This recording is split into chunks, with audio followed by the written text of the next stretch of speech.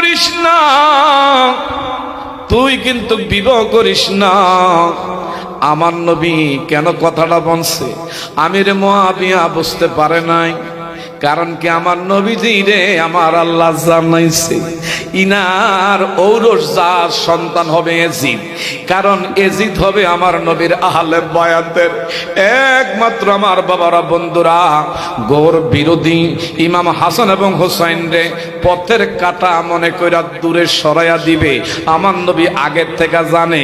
এই জন্য আমির মুআবিয়ার দেখে কয়, এরে মুআবিয়া তুই পঞ্চম নাম্বারের বিশেষ করে সে খেলাফত প্রাপ্ত হবি, তোর গর তোর একমাত্র ঔরসজাত একটা সন্তান হবে। এই জন্য তোরে বলে তুই বিয়ার নাম গন্ধ নিস না। এমন অসুস্থ আমার বেরা বিমারে ধরছে মুআবিয়ারে, এমন বিমার।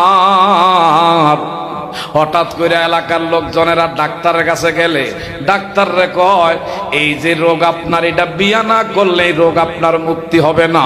এই রোগ থেকে যদি আপনি পরিপূর্ণ মুক্তি পেতে চান তাইলে বিয়ার বিকল্প আর কিছুই নাই। মুআবিয়া মনে মনে বলতেছে, না না, আমার নবী আমার দেইখা কইছে আমি বিয়া করতাম না।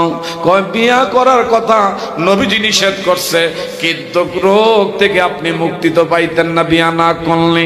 হঠাৎ কইরা আমার নবীর কথাটা অমান্য কইরা এই আমিরে মুআবিয়া শেষ বয়সে বিয়া করছে, তার ঔরসজাত সন্তান হলো আমার বাবারা বন্ধুরা সেই এজিদ। আমার ভাইরা, এই দুষ্ট এজিদ বাবার শাসন আমলে বাবায় অসুস্থ, সারা মক্কা মদিনা এমন আমার বেড়া ইয়ামেন শাম দেশ, আমার বেড়া আবুসিনিয়া এমন দামেস্ক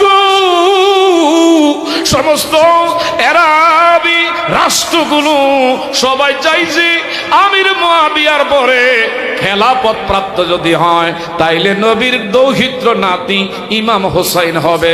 আমার নবী বলছেন 30 বছর পরে আমার নাতি একমাত্র দেশের শাসনভার তার হাতের মধ্যে আসবে। কিন্তু দুষ্ট এজিদ চক্রান্ত কইরা আমার একমাত্র নাতি হুসাইন রে খেলাফত থেকে বঞ্চিত করবে। এটা আমার নবী 30 বছর আগে কিন্তু ভবিষ্যৎবাণী করছে। তাই হলো মুআবিয়া অসুস্থ।